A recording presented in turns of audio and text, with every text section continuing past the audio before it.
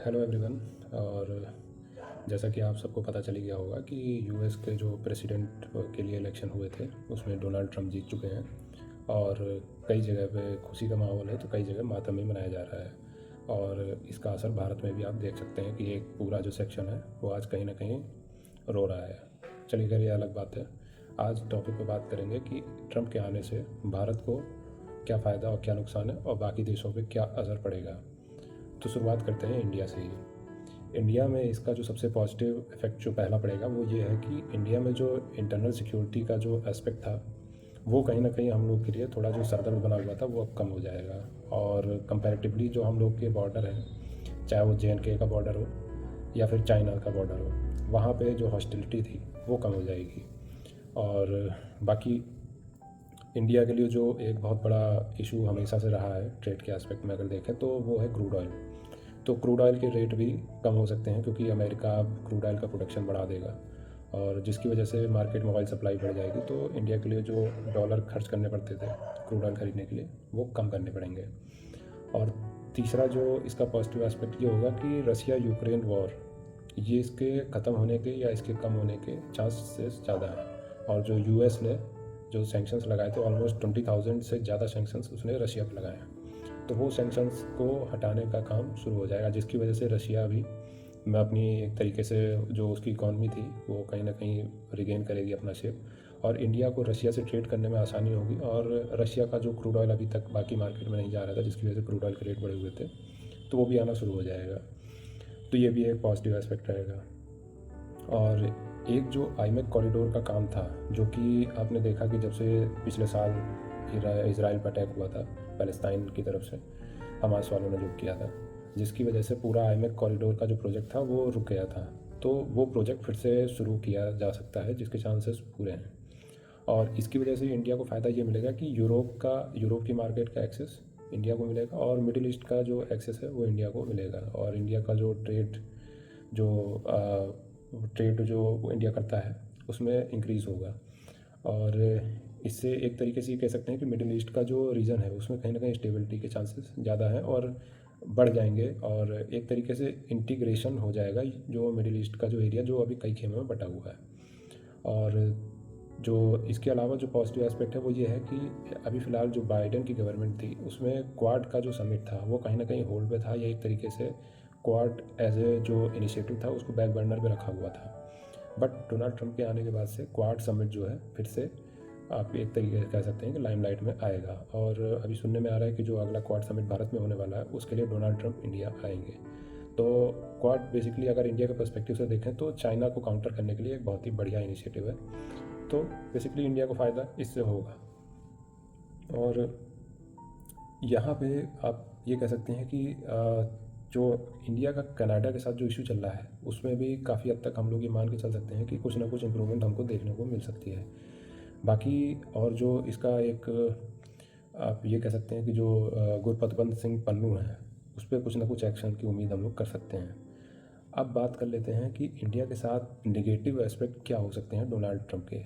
तो सबसे पहला जो नेगेटिव एस्पेक्ट होगा वो ये है कि अभी इंडिया ब्रिक्स और एससीओ कंट्रीज़ के साथ मिलकर डी-डॉलराइजेशन पे काम कर रहा था। और ब्रिक्स में तो एक नई करेंसी का कॉन्सेप्ट भी चल गया था, या चल रहा था, या उसकी बातें चल रही थी। बट अब कहीं ना कहीं ट्रंप के आने के बाद से डी-डॉलराइजेशन वाला जो कॉन्सेप्ट अभी पूरे वर्ल्ड वाइड शुरू हुआ था उस पर कहीं ना कहीं एक दिक्कत आ सकती है। और फिर से डॉलर को जो एक उसका वैल्यू थी वो डोनाल्ड ट्रंप उसको रिगेन कराने में हेल्प ज़रूर करेंगे। तो ये कहीं ना कहीं इंडिया के लिए सिरदर्द बन सकता है। और उसके बाद इंडिया के लिए जो दिक्कत आएगी वो ये है कि आर्म ट्विस्टिंग इंडिया की हो सकती है कि इंडिया ऑयल कहाँ से परचेज़ करे। मतलब इंडिया को ये फोर्स किया जा सकता है कि वो ऑयल रशिया से ना खरीद के अमेरिका का जो पार्टनर कंट्री है मिडिल ईस्ट में, चाहे वो सऊदी अरेबिया हो, या फिर ये अमेरिका खुद का ऑयल परचेज़ करने के लिए इंडिया को फोर्स कर सकता है। हाँ, बाकी सब चीज़ें तो निगोशिएशन पे डिपेंड करेंगे कि इंडिया किस रेट पे कितना ऑयल कहाँ से लेता है, क्योंकि अमेरिका डोनाल्ड ट्रंप के टाइम पे भारत अमेरिका से ऑयल परचेज़ करता रहा है। तो ये काम भी शुरू हो सकता है। बाकी टैरिफ इम्पोजिशन हो सकता है इंडिया के प्रोडक्ट्स पे, और इंडिया का ट्रेड इससे कुछ ना कुछ हैम्पर हो सकता है, क्योंकि डोनाल्ड ट्रंप के टाइम पे ही इंडिया का जीएसपी का जो स्टेटस था वो हटाया गया था। और डोनाल्ड ट्रंप कई बार हार्ले डेविडसन जो बाइक जो कंपनी है जिसकी बाइक आती है उसके टैरिफ को लेकर कई बार बोल भी चुके हैं, और डोनाल्ड ट्रम्प ने कई बार कहा भी है कि जो कंट्रीज़ ज़्यादा टैरिफ लगाती हैं उनके ऊपर हमको भी टैरिफ इम्पोज करना चाहिए। तो ये चीज़ें देखने वाली होंगी इंडिया के साथ जब हम बात करते हैं। चौथा जो है वो है कि इंडिया का जो अभी तक बेसिकली हम ये कहें कि डोनाल्ड ट्रम्प के टाइम पे ही इंडिया अमेरिका का जो एक तरीके से डिफेंस का ट्रेड था वो बढ़ा है। और चाहे चिनूक हेलीकॉप्टर हो या अपाचे हेलीकॉप्टर हो या सिग राइफल्स की डील हो या M777 हार्वेस्टर की डील हो, ये सारी डील उसी टाइम की है। और लेमवा कॉमकासा, ये सारे एग्रीमेंट बेसिकली डोनाल्ड ट्रम्प के इनिशिएटिव पे ही इंडिया ने अमेरिका के साथ साइन किए थे। और एक तरीके से ये कह सकते हैं कि इंडिया अमेरिका की डिफेंस डील बढ़ सकती हैं। अब बाकी देखने वाली बात ये होगी कि इंडिया किस हद तक अमेरिका के खेमे में जाता है जहाँ तक डिफेंस डील की बात होती है। पांचवा, अमेरिका की जो फार्मा लॉबी है वो कहीं ना कहीं अब इंडिया में कुछ ना कुछ मतलब अपनी जगह बनाने के लिए डिमांड कर सकती है। तो इस पे तो बाकी डिटेल में किसी और दिन बात करूँगा। तो फिलहाल ये है। और उसके अलावा जो इलॉन मस्क हैं, उनकी जो टेस्ला कंपनी है जो अभी तक इंडिया में एंटर नहीं करी है किसी न किसी वजह से, क्योंकि बेसिकली वो डायरेक्ट चाइना से एक्सपोर्ट करना चाहते थे बना बनाया CPU जो यूनिट होती है वो, जो कि इंडिया चाहता नहीं। इंडिया चाहता है कि टेस्ला जो है अपनी प्रोडक्शन फैसिलिटी इंडिया में ही बनाए।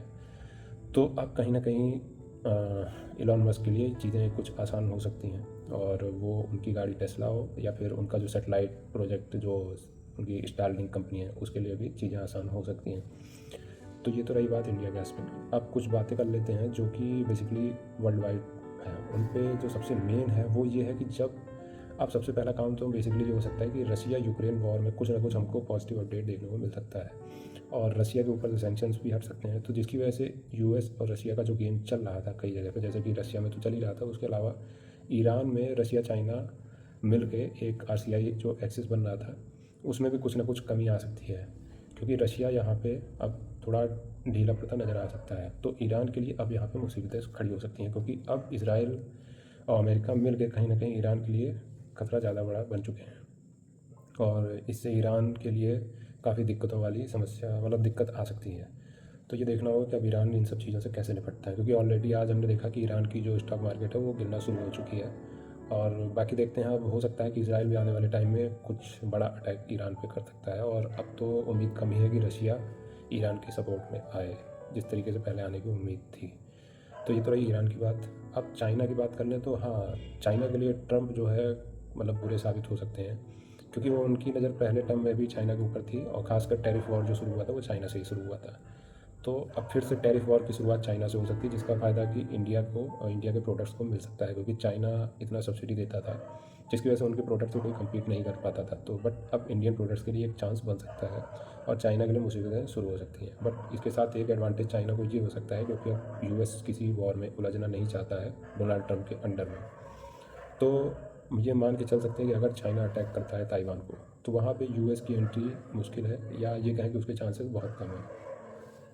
और इसके अलावा यूरोप में भी कोई ख़ास खुशी है नहीं डोनाल्ड ट्रम्प के जीतने की, क्योंकि डोनाल्ड ट्रम्प के टेन्योर में ही उनका कई देशों से ये इशू था यूरोप के कि वो लोग प्रॉपर अपना कंट्रीब्यूशन देते नहीं हैं जो उनको सिक्योरिटी के लिए देना चाहिए, जो अमेरिका यूरोप को प्रोवाइड कराता है। तो ये चीज़ें अब यूरोप के लिए समस्या बन सकती हैं, क्योंकि अब या तो ट्रम्प उनसे डिमांड करेंगे कि या तो अपना कंट्रीब्यूशन पूरा करें, या फिर आप अपने हिसाब से देख लें कि आपको करना क्या है, क्योंकि यूरोप में सिक्योरिटी की ज़रूरत बेसिकली रसिया से है। और ट्रम्प का और व्लादिमीर पुतिन का रिलेशनशिप काफ़ी ठीक है। तो ये सारी चीज़ें थी आज की वीडियो में। बाकी देखते हैं आगे किस तरीके की चीज़ें होती हैं। और भी आपके दिमाग में कुछ पॉइंट हो या कुछ आप बताना चाहते हैं, कुछ सजेशंस हो, तो आप कमेंट बॉक्स में शेयर कर सकते हैं। Thank you.